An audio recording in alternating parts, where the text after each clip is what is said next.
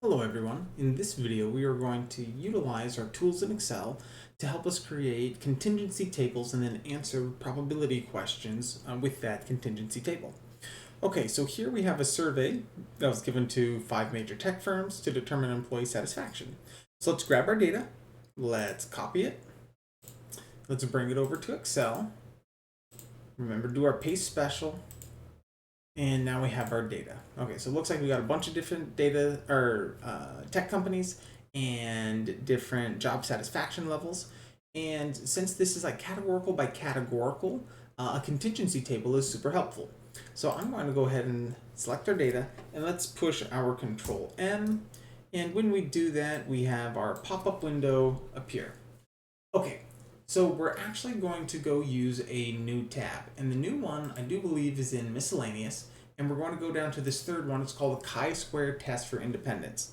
Now, what's interesting is that this is actually going to be something that we touch back on like in the very last section of the semester. But we can use some tools from it right now. So use this chi-square test for independence and go ahead and click OK. And when you do, you should have this pop-up window that comes up. And we have to tell it a couple of things. So first of all, we have row headings included. And then the next one is we have to tell it what input format we have. Now, sometimes it shows up and sometimes it doesn't. This is considered standard format, where we have all of our groups in one and we have all of the responses in another column. Now, we could alternatively have this as like the columns all as a tech company and all of the responses from those individual tech companies from each of those samples underneath. And that's called the Excel format. And we don't need that right now. We are going to go to standard format because that's what we have. Don't worry too much about the alpha. We'll come back to that later. Simulations test, we don't need any of that. And we want the input format is categorical rows and categorical columns. Okay, so we're going to do that. We're going to give it an output range, and let's just click on this like D1, and we're going to go ahead and click OK.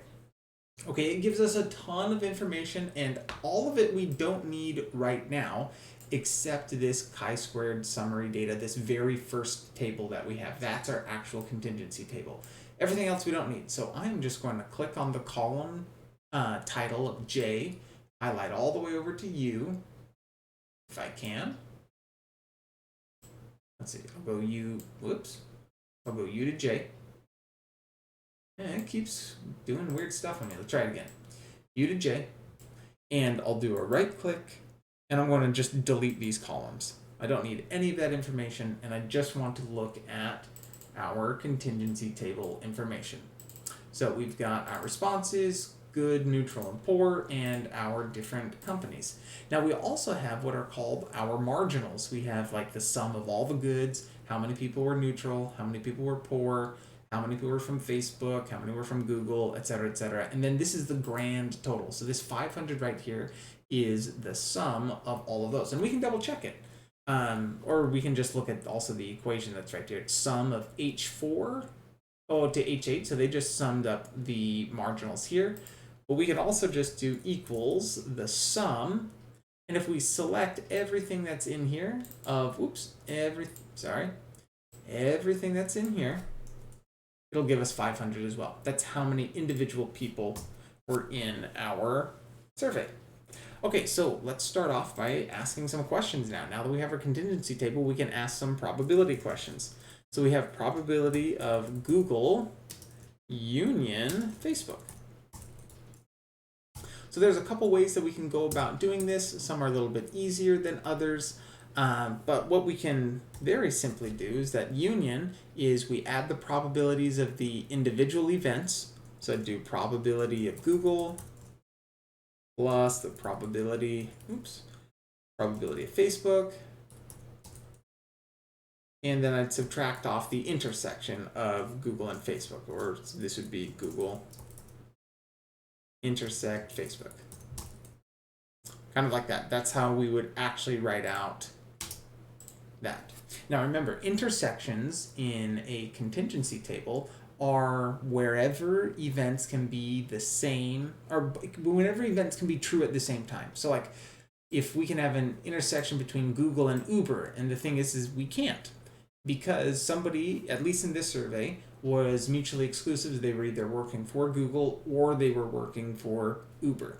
And because they don't cross, means they're mutually exclusive and they don't have an intersection. Now, intersections are like, let's just do some highlighting real quick. So here's Facebook and here's neutral.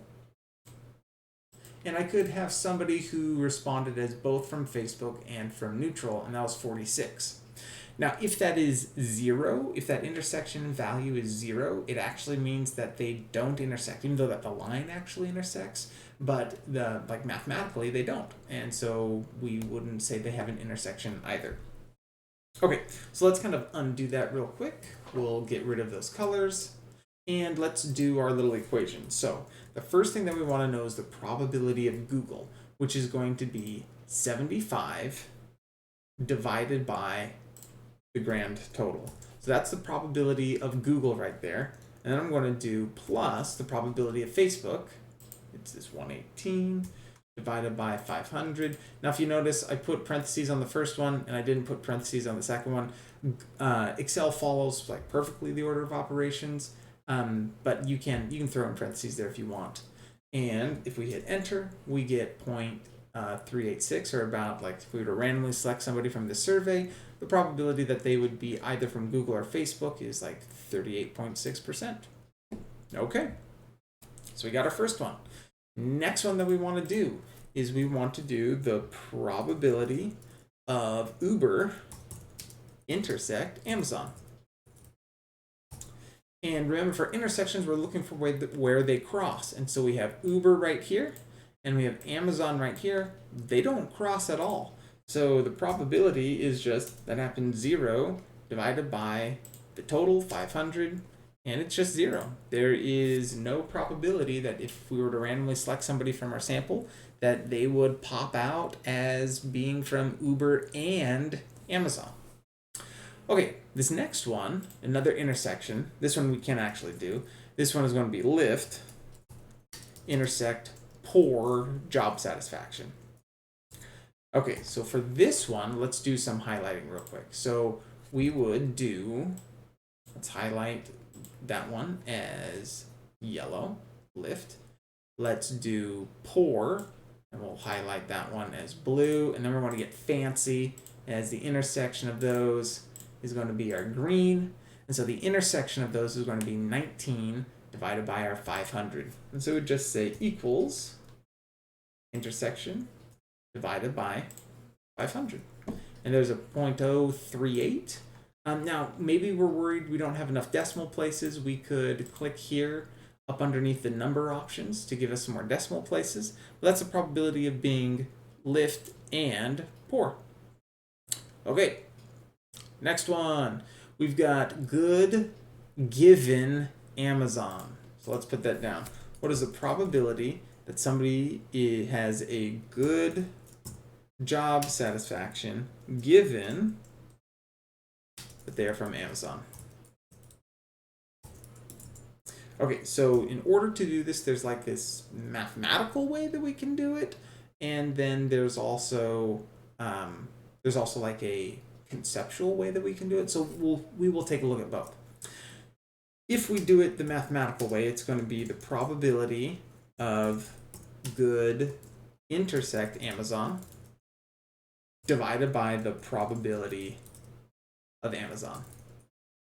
All right, so that's like the equation way, and let's go ahead and do that way first because it's pretty easy. So we'll do the probability of good intersect Amazon. Let's make that all white so that we're not confused. Okay, good intersect Amazon. So here we've got good right here. It intersects Amazon at 61, so we can do 61 divided by 500. So that's our first probability. And then we need to divide by the probability of Amazon, which is 201 divided by 500. Okay, and when we hit enter, we're going to get like there's a 30% chance that somebody has a good job satisfaction given that they're coming from Amazon. And we can check that, and we nailed it. Okay, there's another way that we can think about this. So instead, it's saying given Amazon. As soon as we see given Amazon, what we can do is like black out everything else because we don't care about them anymore. We are only caring about the group of Amazon. So in this case, now we can say, okay, we're just looking at Amazon. What's the probability that somebody's good? We can just do equals good of the 61 divided by the total of Amazon is 201, and we get the identical answer.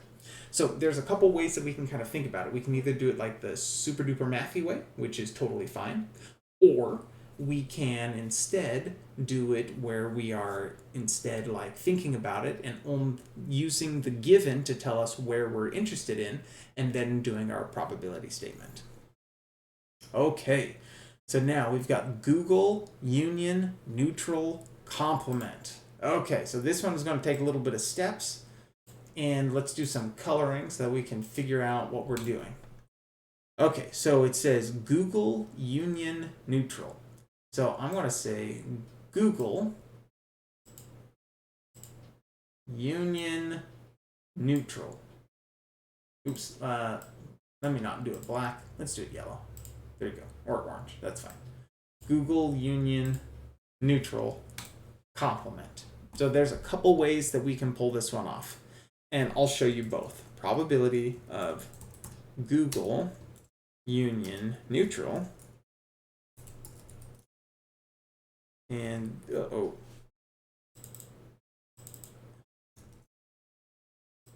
let's raise it like that. Okay. So remember, complement means like the opposite of. So in order to calculate this, we can do 1 minus the probability of Google, union, neutral. And that would give us our answer. So let's go ahead and do that. So if we do equals, we can write that out even further. Equals 1 minus, and then kind of like big parentheses. This would be the probability of Google plus the probability of neutral minus the probability of the intersection of those events.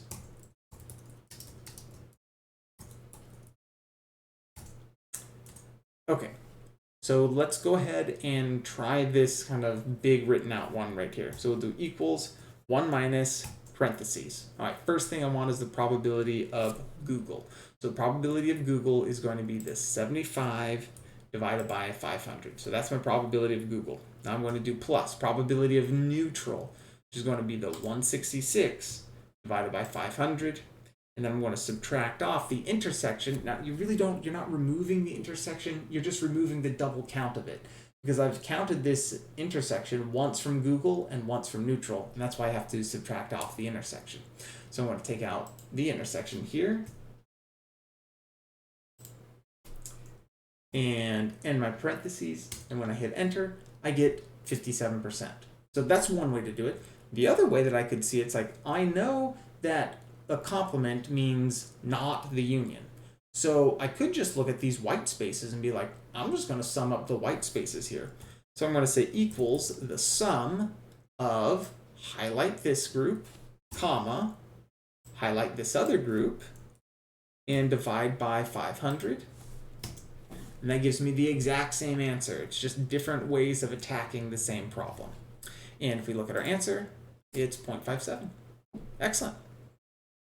Okay, so the next question we have is like, are the good and neutral responses mutually exclusive?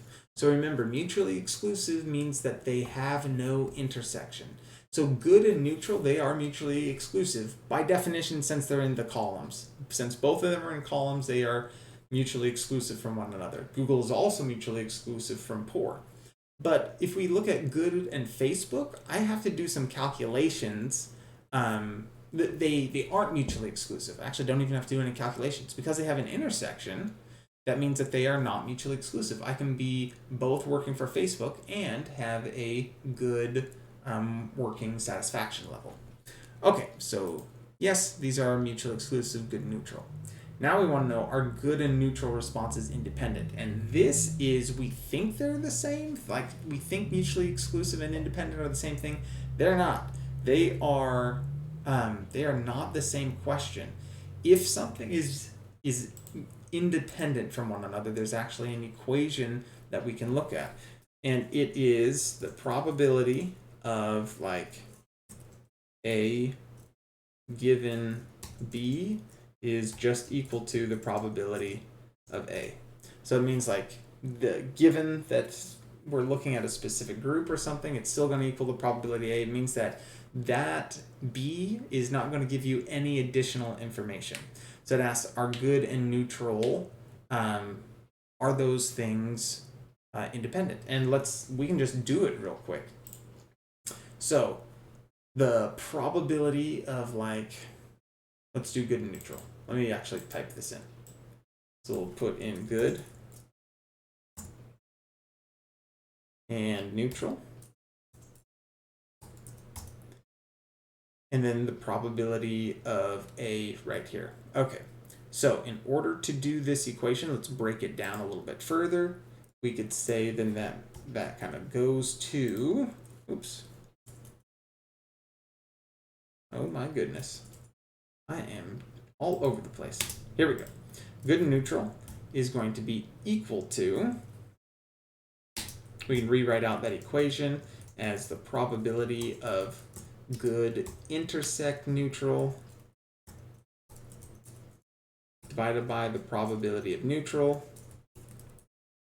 Oops.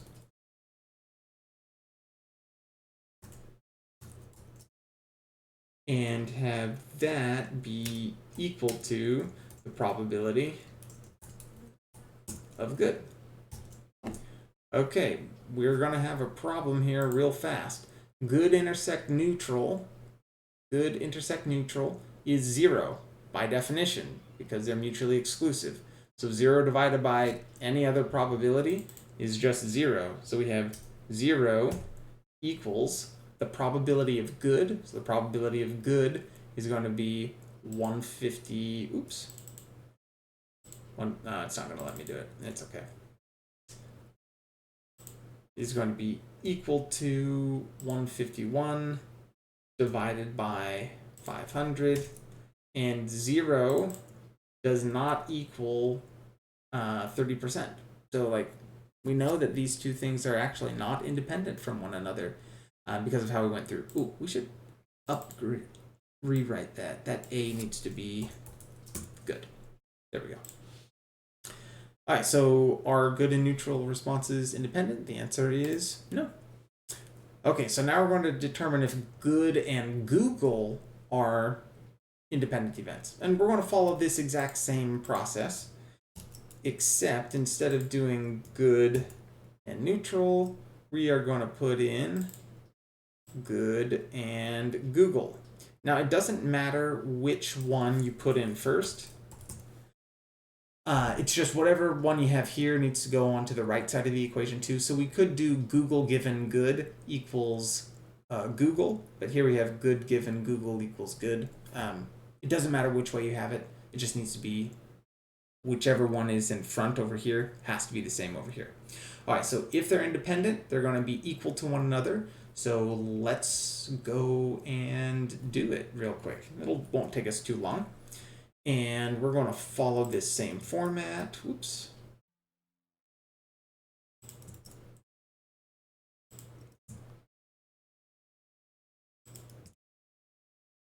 Okay, and I'm going to swap out anywhere that says neutral for Google. And the neutral is also going to say Google.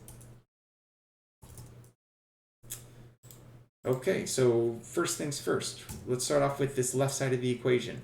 Good intersect Google is this 26 divided by 500, and I'm just going to put that in another round of parentheses. Oh, I guess I don't need to.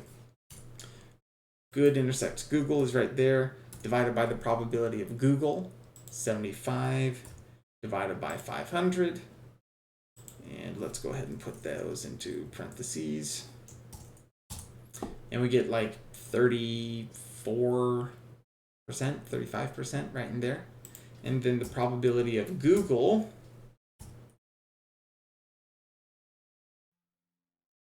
sorry, typed in an error. Probability of Google is going to be this 75 divided by 500. And there is, we see that these are not equal to one another. And so they are going to be dependent events. And so if we look at this, oh, okay, so they did it as, sorry, this does it as Google given good, and we did it as good given Google.